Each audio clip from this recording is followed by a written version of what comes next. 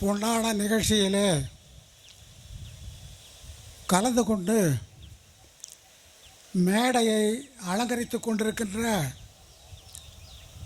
இந்நாள் இப்பள்ளியினுடைய தலைமை ஆசிரியர் அவர்களே, சிறப்பு விருந்தினராக அவரை நான் வரவேற்கிறேன்.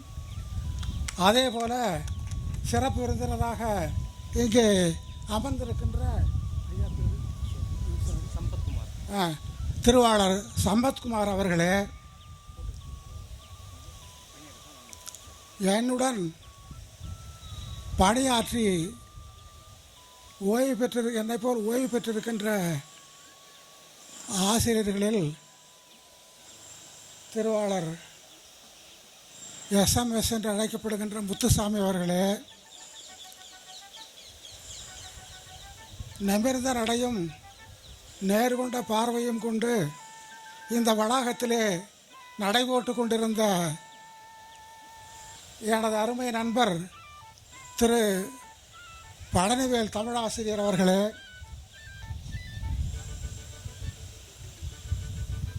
மாணவர்களால் எப்பொழுதுமே அன்போடு ஒயிட் அண்ட் ஒயிட் ஆசிரியர் என்று அழைக்கப்படுகின்ற எனது அருமை நண்பர் திருவாளர் ஆங்கில ஆசிரியர் கிருஷ்ணன் அவர்களே,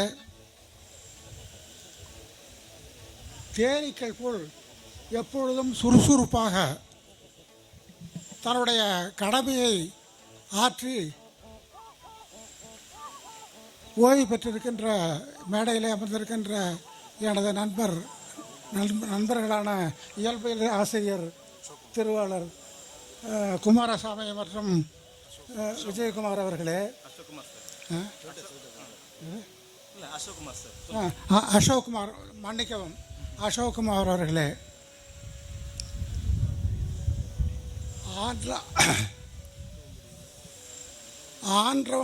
ஆன்று அமைந்து அடங்கிய கொள்கை சான்றோர்களாகிய எனது முன்னாள் மாணவர்களே, தங்களுடைய அவர்களுடன் வந்திருக்கின்ற உறவினர்களே, பிள்ளைகளே, அனைவருக்கும் என்னுடைய முதற்கண் நன்றி கலந்த வணக்கத்தை தெரிவித்துக்கொண்டு காலம் கருதி என்னுடைய உரையை மிக சுருக்கமாக முடித்துக் கொள்கிறேன்.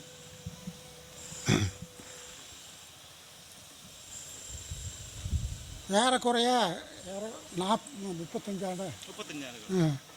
35 ஆண்டுகளுக்கு பிற்பாடு உங்களை எல்லாம் சந்திப்பதிலே மிகுந்த மகிழ்ச்சி அடைகிறேன். தற்சமயம் மாணவர் பருவத்தை விட்டு நீங்கி சிறந்த பெற்றோர்களாகவும் மாணவர்களுக்கு சிறந்த முன்காட்டிகளாகவும் விளங்கி கொண்டிருக்கின்ற உங்கள் அனைவருக்கும் என்னுடைய வணக்கத்தை தெரிவித்துக் கொள்கிறேன். அதோடு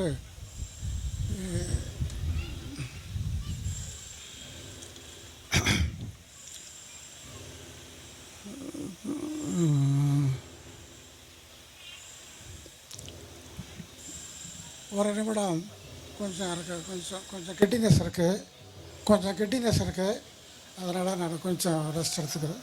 கொஞ்சம் கெட்டினஸ் இருக்குது. ஓகேங்க சார். நன்றி ஐயா. ஆண்டுகளாக மாணவர்களிடையே நல்ல ஒழுக்கமும் பண்பும் இருந்ததை நாங்கள் கண்கூடாக கண்டோம்.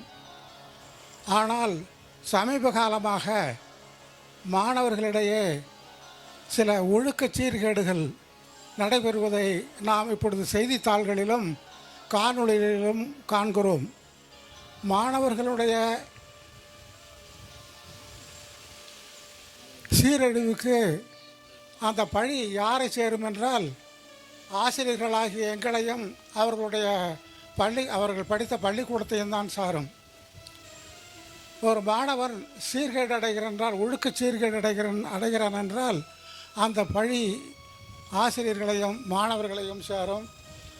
யார் அவனை பற்றி குறிப்பிடும்போது உன்னுடைய ஆசிரியர் யாரப்பா இப்படி சொல்லி கொடுத்தாங்களா, எந்த பள்ளிக்கூடத்தில் படித்த அப்படின்னு கேள்வி கேட்டால் அதற்கு அவமானப்படக்கூடியவர்கள் நாங்கள் தான், ஆசிரியர்கள் தான். எனவே ஆசிரியர்களுடைய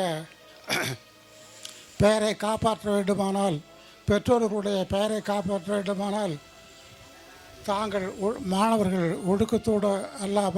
ஒடுக்கத்தோடு இருப்பது அல்லாமல் மற்றவர்களுக்கும் வழிகாட்டியாக இருக்க வேண்டும்.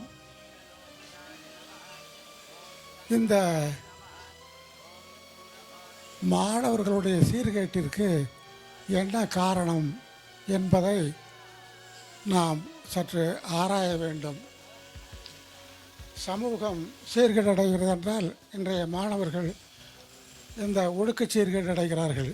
நாம் இன்று காணொளி வாயிலாக மது போதைப் பொருளோடு இந்த கல்வி சாலைக்கு வருவதை நாம் காணொலிகளிலும் அதிலும் படிக்கிறோம். எனவே இவற்றிற்கெல்லாம் பொறுப்பேற்றுக் கொள்வது யார்? ஆசிரியர்களா, பெற்றோர்களா, அல்லது சமுதாயமா? எனவே நாம் நம்முடைய குழந்தைகள் மட்டுமல்லாமல் இந்த சமுதாயத்தையும் மாற்றி அமைக்க நாம் முயற்சி கொள்ள வேண்டும். இந்த சமயத்தில் இந்த மாதிரியான ஒரு ஏற்பாடு செய்து எங்களை எல்லாம்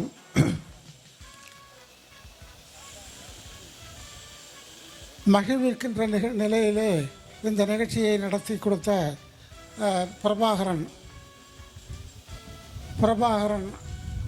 ஐஏஎஸ் அவர்களுக்கும் இவ்வளவு நேரம் பொறுமையாக இருந்த உங்கள் அனைவருக்கும் என்னுடைய வாழ்த்துக்களை தெரிவித்து சொல்லி நான் வருகிறேன். நன்றி. நன்றி ஐயா, நன்றி. Thank you sir, thank you so much. So அடுத்து என்னுடைய உடல்நிலை கருதி நான் சற்று முடித்துக் கொள்கிறேன். நன்றிங்க ஐயா, நன்றி.